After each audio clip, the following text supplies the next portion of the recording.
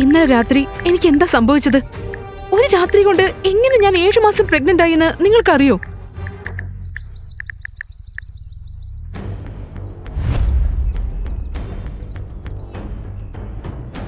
എനിക്കെല്ലാം അറിയാം.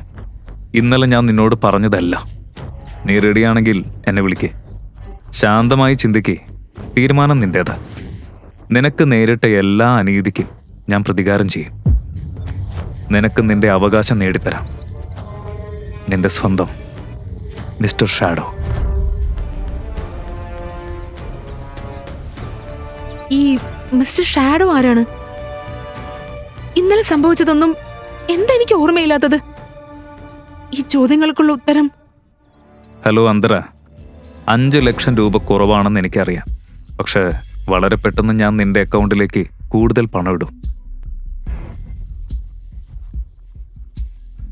Mister shadow, നിങ്ങൾ ആരായാലും എന്നെക്കുറിച്ച് 2 കാര്യങ്ങൾ വ്യക്തമായിട്ട് മനസ്സിലാക്കൂ. ഒന്നാമത്, ഇന്നലെ ഞാൻ മദ്യലഹരിയിലായിരുന്നു. നമ്മുടെ ഇടയിൽ എന്ത് സംഭവിച്ചാലും അതൊരു തെറ്റാണ്. രണ്ടാമത്, എനിക്ക് പണമില്ലെങ്കിലും എന്റെ മനസാക്ഷി മരിച്ചിട്ടില്ല. എന്നെ സഹായിക്കാൻ നിങ്ങൾ കാണിച്ച മനസ്സിന് നന്ദി. പക്ഷെ എനിക്ക് നിങ്ങളുടെ പണം വേണ്ട. ഞാൻ പറഞ്ഞില്ലേ, ഒരു തീരുമാനമെടുക്കുന്നതിന് മുൻപ് നീ നന്നായി ചിന്തിക്കണം. എന്തിനാ ഇത്ര പെട്ടെന്ന് നീ തീരുമാനമെടുക്കുന്നത്? ഞാൻ ചിന്തിച്ചിട്ടുണ്ട്. ചിന്തിച്ചിട്ടാണെങ്കിൽ എങ്ങനെ നീ എന്നെ റിജക്റ്റ് ചെയ്യുന്നു? എന്തിനാ ഇത്ര ആവേശം? ഞാനൊരു കാര്യം പറയാം. നിനക്ക് എന്നെ അറിയുന്നതിനേക്കാൾ എനിക്ക് നിന്നെ അറിയാം. ഞാൻ പറഞ്ഞല്ലോ, എനിക്ക് നിങ്ങളുടെ പണം വേണ്ട. ഇത്രയും പറഞ്ഞ് അവൾ കോൾ കട്ട് ചെയ്തു. അതേസമയം ഫോൺ വീണ്ടും മുഴങ്ങി. പക്ഷേ ഇതൊരു ലാൻഡ് ലൈൻ നമ്പറായിരുന്നു. അന്തര കോൾ അറ്റൻഡ് ചെയ്തു. മിസ്സസ് അന്തര, നിങ്ങളുടെ അങ്കിളിനെ ഞങ്ങളുടെ ഹോസ്പിറ്റലിൽ അഡ്മിറ്റ് ചെയ്തിട്ടുണ്ട്. അവരുടെ സിറ്റുവേഷൻ വളരെ മോശമാണ്. പ്ലീസ് ഉടൻ ഹോസ്പിറ്റലിലേക്ക് വരൂ. ഇത് കേട്ടപ്പോൾ അന്തരയുടെ കണ്ണുകൾ വലുതായി. ഒരു ഓട്ടോറിക്ഷ ലൈഫ് കെയർ ഹോസ്പിറ്റലിന്റെ ഗേറ്റിന്റെ മുന്നിലെത്തി. അന്തര അയാൾക്ക് പൈസ കൊടുത്ത് ഓടി ഹോസ്പിറ്റലിലേക്ക് കയറി.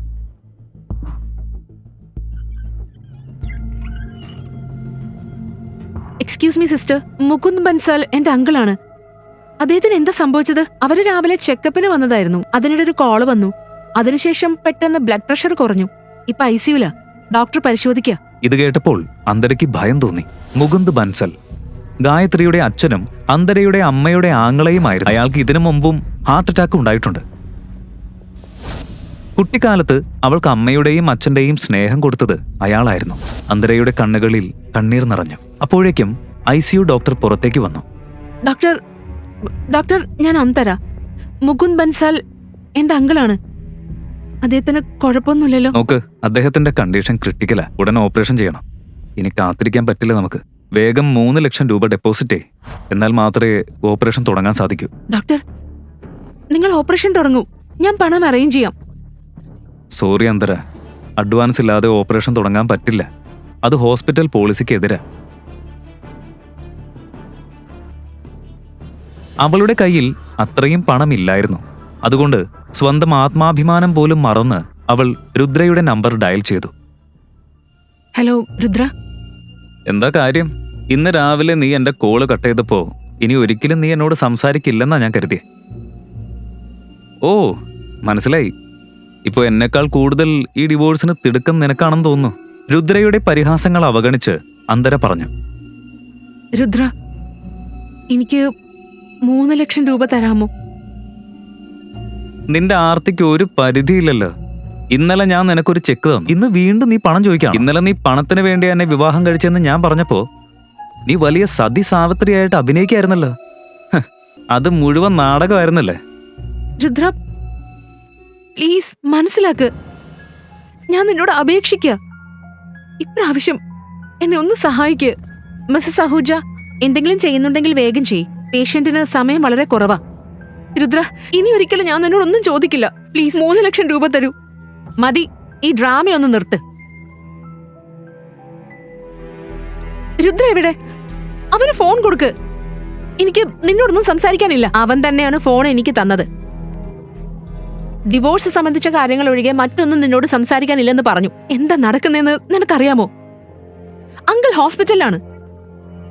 ഹോസ്പിറ്റലിലാണ് ട്രീറ്റ്മെന്റിലേക്ക് പണം വേണം, അതല്ലേ?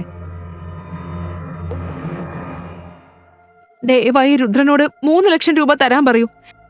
എല്ലാ കടങ്ങളും ഞാൻ പതിയെ തിരിച്ചു തരാമെന്ന് ഞാൻ വാക്ക് തരാം. ശ്രദ്ധിച്ചു കേട്ടോ, രുദ്ര നിനക്ക് പണം തരാൻ സമ്മതിച്ചാലും ഞാൻ സമ്മതിക്കില്ല. കാരണം ഞാൻ തന്നെ നിന്റെ അങ്കിളിനെ, അതായത് എന്റെ പ്രിയപ്പെട്ട അച്ഛനെ വിളിച്ചു പറഞ്ഞതാ നീ മറ്റൊരു പുരുഷനൊപ്പം ആയിരുന്നുവെന്ന്. അത് കേട്ടതും അവര് നേരെ ഓപ്പറേഷൻ തിയേറ്ററിലേക്ക് പോയി. ഇത് പറഞ്ഞ് ഗായത്രി നാണമില്ലാതെ ചിരിച്ച് കോൾ കട്ട് ചെയ്തു. ഇത് കേട്ടപ്പോൾ അന്തരയ്ക്ക് വിശ്വസിക്കാൻ പോലും കഴിഞ്ഞില്ല.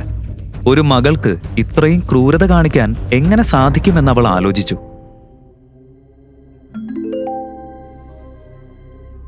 അതേസമയം അവളുടെ ശ്രദ്ധ ഒരു കാർഡിലേക്ക് പോയി.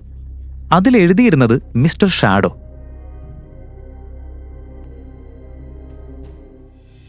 അത് കണ്ടതോടെ അധികം ചിന്തിക്കാതെ തന്നെ അന്തര ഒരു തീരുമാനമെടുത്തു.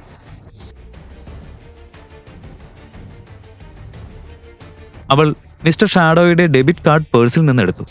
പേയ്മെന്റ് ചെയ്ത് അങ്കിളിന്റെ സർജറി ഉടൻ തുടങ്ങാൻ നഴ്സിനെ അറിയിച്ചു. ഓപ്പറേഷൻ ഏറെ നേരം നീണ്ടു. പക്ഷേ അന്തര അവിടെ നിന്ന് എവിടേക്കും പോയില്ല. 12 മണിക്ക് രുദ്ര അന്തരയെ കോൾ ചെയ്തു. അന്തര, ഞാൻ ഫാമിലി കോർട്ടിന്റെ പുറത്ത് നിൽക്കാ. നീ എവിടെ എത്തി? എനിക്ക് വരാൻ കഴിയില്ല. അന്തര, നീ വരുമെന്ന് പറഞ്ഞിരുന്നല്ലോ. ഇപ്പൊ വന്നിട്ട് വാക്ക് മാറ്റാണോ? ഇല്ല, എനിക്ക് നിന്നിൽ നിന്ന് വേഗം മോചനം വേണം. എന്നാ വാ, എനിക്ക് അധികം സമയമില്ല. എനിക്കും എന്റെ സമയം നിനക്കായിട്ട് കളയാൻ താല്പര്യമില്ല. അങ്കിളിന്റെ ഓപ്പറേഷൻ നടക്കുക, അതുകൊണ്ട് എനിക്ക് വരാൻ കഴിയാത്തത്. എപ്പോ സ്റ്റേബിൾ ആവുന്നോ അപ്പൊ ഞാൻ നിന്നെ അറിയിക്കാം. ഞാൻ നിനക്ക് പണം തരാത്തത് കൊണ്ടാണ് നീ ഈ ഡ്രാമയൊക്കെ കളിക്കുന്നത് അല്ലേ? എന്താ ഇതിന്റെയൊക്കെ അർത്ഥം? ഒരിക്കലുമല്ല. നിന്റെ നശിച്ച പണം നിന്റെ ഗേൾഫ്രണ്ട് ഗായത്രിക്ക് മാത്രമാ ചേരുന്നത്. എനിക്കതൊന്നും വേണ്ട. ഇത് പറഞ്ഞ് അന്തര ഫോൺ കട്ട് ചെയ്തു. മാത്രമല്ല, ഫോൺ സ്വിച്ച് ഓഫും ചെയ്തു. അങ്കിളിന്റെ ഓപ്പറേഷൻ വൈകുന്നേരം വരെ നീണ്ടു. നിരവധി മണിക്കൂറുകൾക്ക് ശേഷം ഡോക്ടർ പുറത്തേക്ക് വന്നു. ആ നല്ല വാർത്ത പറഞ്ഞു. അന്തര ഹൃദയപൂർവ്വം ഡോക്ടറിനോട് നന്ദി പറഞ്ഞു. അതിനുശേഷം മുകുന്ദിനെ വാർഡിലേക്ക് മാറ്റി.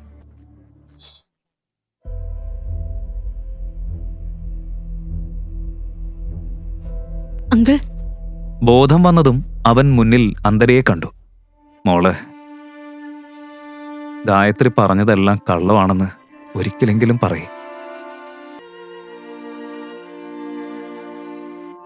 ഇങ്ങനെ വലിയൊരു തെറ്റ് നീ എങ്ങനെ ചെയ്തു മോളെ? അങ്കിൾ, നിങ്ങൾ കരുതുന്നത് പോലെ ഒന്നുമല്ല. ഇപ്പൊ നിങ്ങൾ സ്ട്രെസ് എടുക്കല്ലേ? ഇതിനെക്കുറിച്ച് രുദ്രയ്ക്ക് അറിയോ? എനിക്കറിയില്ല. ഇനി മുതൽ നീ ശ്രദ്ധയോടെ ഇരിക്കണം മോളെ. ദൈവം രക്ഷിക്കട്ടെ, ഇങ്ങനെ ഒരു തെറ്റ് വീണ്ടും സംഭവിക്കരുത്. ഇതുകൊണ്ട് നിന്റെ വിവാഹം തകർന്നു പോകും. ഞാൻ മരിച്ചു പോകുമ്പോ നിന്റെ അമ്മയോട് ഞാൻ എന്താ പറയാ? മുകുന്ദ് സംസാരിച്ച് തീർന്ന ഉടനെ ഡോർ തുറക്കുന്ന ശബ്ദം കേട്ടു. അന്തര ആ ദിശയിലേക്ക് നോക്കിയപ്പോൾ അവൾ പൂർണ്ണമായും ഞെട്ടിപ്പോയി. അവിടെ രുദ്ര നിൽക്കുകയായിരുന്നു. ഇപ്പൊ എങ്ങനെയുണ്ട് അങ്കിൾ? കൂടെ ഗായത്രിയും.